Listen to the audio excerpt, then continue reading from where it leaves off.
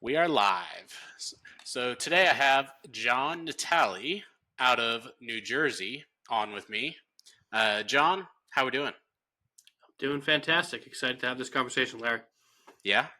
So we were kind of talking before. So you're in the real estate industry.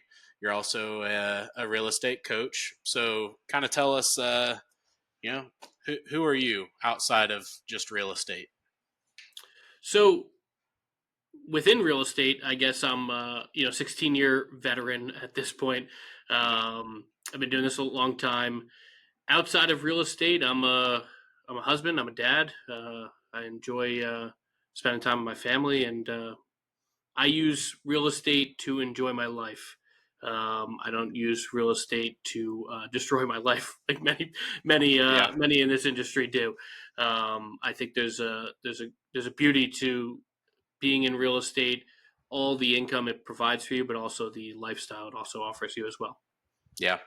There's definitely times where we can make a lot of money, but also, people think that it's just super easy and you don't really have to do a whole lot, which, as we both know, is not necessarily the case. So, tell us a little bit about your market. Like, what does it look like if you were to buy a three bed, two bath, two car garage? I know here in Wichita, you're looking at probably 250,000, depending on what area of Wichita. Like, what does that look like in your area? Well, I know you're sitting down because I'm looking at you, but anybody who's listening to this or watching this, I hope they're sitting down. But that 3 bedroom, 2 bath in our area would be probably slightly under the median, but would probably be somewhere like 750 to 850 in our market. Uh, we're in the Golly. very we're in the very expensive part of New Jersey, and what has become now, it wasn't always this way. You used to be able to get a 3 bedroom, 2 bath in 2019 for 325, 350. Yeah. Um, but we are perfectly positioned outside of Manhattan. You could still take a 45-minute ferry to Manhattan from our county. However, it was always a place that you typically didn't commute to the city from. So a lot of people stayed up in North Jersey and those areas, which were always very expensive. But once the pandemic happened, we offer a great lifestyle in our county. It's you've got the beach, you're right on the shore, you've got horse country, you've got farms, you've got forests, you've got hiking, you've got normal suburban living. So you've got like literally the gambit in our entire county. And that really spoke to people when the pandemic was happening. A lot of people that lived in the city either grew up here, moved up there, and never thought they were coming back. And man, everybody's wanted to live here since, and that's why like even my house, for instance, I purchased in March of 2020. So as the pandemic was happening, February to March, as we were under contract for those 30 days. I was telling people this, like I was at closing with gloves, but no mask. We were in that part of the pandemic where the stock market was crashing. No one knew what the hell was going on. The country didn't shut down, but we were about to. Yeah. We bought our house for 435. Very nice piece of property in a very premium area of town. Our house now could probably fetch between 900 and a million. We've done a lot of work to it. Don't get me wrong, but definitely not 500 grand worth of work. So the Right. market has absolutely exploded here. So you mentioned that you have the shore near you. Is that where the show Jersey Shore was filmed? Little south of us. So Okay. we're a little north. It's a much more premium area of the Jersey Shore, but even that area is getting very expensive because they've gone in and knocked down a bunch of houses there and developed a lot down where the actual Jersey Shore was. But that connotation, hurt for quite some time, especially people across the country. However, many people who actually know the area know it's nothing nothing like that show Yeah. in any way, shape, or form. Gotcha. Well, what is kind of your craziest real estate story that you can tell without incriminating yourself? So one of my favorite stories, and it's definitely crazy, is one of this is almost 16 years ago. It was one of the first houses I ever showed, and I still tell this story to almost every single buyer that I work with. Because even when we go to a vacant house, they'll be like, "John, why it's vacant? Why are you knocking?" I go, "You never know. Let me tell you this story, and I'm gonna tell you guys this story." One of the first houses I ever showed. Knocked on the door, no one answered. Went in. Sparse furniture, sparse furniture, not a lot, and it still haunts me to this day. So we're going through the house. Again, this is like one of the literally right out of real estate school. One of the first houses. Just met these clients. We go through the house. Again, it doesn't seem like anyone lives there, and there's really not too much furniture. So we go upstairs. We're going through the bedrooms. We get to the master bedroom. I go to the master bedroom door, and very fortunate for myself, I just let the buyer in first. Like I kind of opened it and said, "No, you go in first." And lo and behold, the seller and or owner, right, was in there buck naked in the shower when we came through the house. And the buyer screamed, the seller screamed, um, and it was extremely, extremely awkward. Um, However, I learned my lesson to always, especially like bedroom doors, right, in real estate. I've had so many times I've walked in on like teenagers sleeping or doing other nefarious things. Like you always knock, even while within the house. If there's a door closed, you always knock because you Yep. never know what's going to be on the other side of that door, even in empty houses. That is definitely the truth. I had one. It's probably been 4 or 5 years ago now. That it just felt kind of weird walking in. There's pants and underwear in the middle of the living room floor, and TV's on, and lights are on, and you're just kind of like, well, it seems like somebody's here, but there's no cars in the driveway. We get back to the master bedroom, and this guy's passed out drunk, butt naked, no blanket on. Like I saw more of that man than I care to see ever again. Oh, that's awful. Yeah, I mean, and it's horrifying. I've gone. I had another one. This was actually a client of ours. This was many years ago as well, where a seller. It's just weird. It's always like a naked story. A seller said, we were going to do an open house, so I put the signs out. I walk in the house. The wife's like, "Oh yeah, Jake. I forget the guy's name because it was honestly like 12 years ago. Like Jake will be right down. We're gonna head out."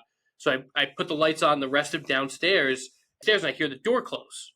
So I'm like, oh, Jake must have just not said goodbye. Jake must have went outside. I walk upstairs, and now the door's not even closed, but the master bedroom door, it's like you walk to the top of stairs, and then there's like the two double doors that are just open to the master bedroom. And the seller just walks out of the shower, butt ass naked, goes, "Hey, John, what's up?" He's like, what the I don't know what Christ, but like I was like, what is going on here? Number one, close the door. But number two, like this is like the day and age where like again it was a total buyer's market, so listings weren't the best thing to have at the time. So sometimes when you did these open houses, not many people showed up. So I got there at like 5 minutes before it started. So like the open house was like starting at that point, and the guy's like naked, getting out of the shower, and just like very casual, isn't like, "What are you doing? Like, why are you in my house?" Like, just like, "Hey, what's up?" I'm like, "No, that's not how this is supposed to go." Um, Yeah. but yeah, it's never a dull day. Have you ever broken a key off in a lock? I've come close. I've gotten keys stuck in there before, Yeah. and then I say to myself, "I'm gonna stuck," because once I see it starting to like either wither or like really turn, I'm like, "All right, I'm just gonna stop doing this because this is gonna break off in here." Has it happened to you? Yeah. Oh yeah. Yep. I've done it one time, and luckily the seller was actually next door because we hadn't even saw the house or anything yet. It it was real sticky, and I put it in the deadbolt, tried to turn it, and it I think it was really weak because I don't think I turned it very hard, but I don't know, maybe I don't know my own strength, but that yeah, it broke off, and I called and I'm like, is there another way into this house? Oh yeah, the seller's next door. She'll come over and let you in. I felt bad because we didn't even like the house. They didn't buy it or anything like that. I ended up sending the seller like a $50 check to get a new lock or whatever. Yeah, So I I kind of felt bad. yeah. No, that one's tough, and nothing beats. I've definitely done this a million times. I shouldn't say a million times, probably two or three, and then I learned my lesson. Um, when you're doing a bunch of showings in a day and you leave with the key, and or like I don't know if you have super lock boxes that like the blue box with the black thing that comes out. Um, Yep. leave with that whole thing, the whole apparatus, especially like the winter time where you just got to stuff it in your jacket. Um, but then I always made a habit of I would unlock the door and then just leave it at the door itself, um, just to prevent locking myself out and then also bringing the key with me accidentally. So we had a problem here during COVID because the market, you put a house up, and if you weren't one of the first few in there, you had no shot. Yeah, And we had a problem with the first agents getting in there and then just taking the key so no one else could see it. I believe it. I, And that was it. That was interesting. yeah, I mean, I don't think we had a specific time where that happened, but our market's still crazy. Like it's still like our market actually, I'd argue, is harder for people to buy a house now than it was in 2021. Believe it or not, because the Really. inventory, our transactions and inventory are down 50% less than last year, and last year was 50%. So we're down about 75-80% less than 2019. Um, we don't have much new construction, so it's very, very minimal. It is all mostly resale that's just getting more wildly and wildly more expensive. We just put up a little listing that was 420. We had 50 showings on it. I think I have best and final was this morning, and I had 8 as of an hour ago. So our market is doing anything but slowing down, but that's just the nature of supply and demand. So you mentioned that a 3 bed, 2 bath is like 700,000. What is this $450,000 house like? Does it just need torn down or what? Well, that's in a very it's technically in our county. Actually, it's technically in the county above us, but it has a zip code of a township very north of our county. It's not a very desirable area. So that one is a dated 3 bedroom, 1 bath, has a basement and garage, but the neighborhood is not really like much of our county. It's one of the. It's not even like it's not a rough area by any means. Yeah, It's just not as expensive. But now it's gotcha. becoming that, right? Like this 420 house potentially could go to the upper fours, and the last comp was I think 380. So we didn't even like underprice this house. It's a shame what's happening here in New Jersey because no one's even really paying attention to it unless you're going out and trying to buy a home. But you have all these, young people trying to buy a house. That this payment isn't cheap, right? Like not only the price of the house, right, for a small dated 3 bedroom that looks like your grandma's small 3 bedroom house, right? Taxes on that one I think are 6,800, which is not a lot for here, but for you that probably sounds like an insane amount. Uh, You're yeah. If your taxes are $6,800 here, you're getting like a mansion. yeah, and that's the opposite here.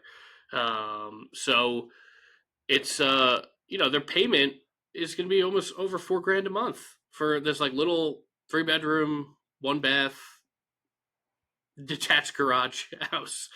Wow. Nothing too crazy, and not like if it's where I live and like in the more like towards the shore and this area, again that's probably 725 realistically for that same house.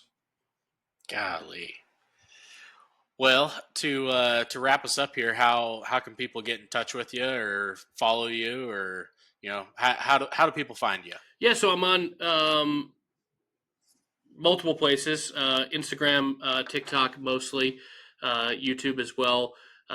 If you're a real estate agent, it's at John C. Natale. If you're a normal everyday consumer that wants some humor mixed with real estate, mixed with looking at some of these really expensive houses in New Jersey, it's the John Natale on Instagram and TikTok. All righty. Well, thanks for joining me today. Awesome. Thanks, Larry. Appreciate it. Yep. We'll see ya.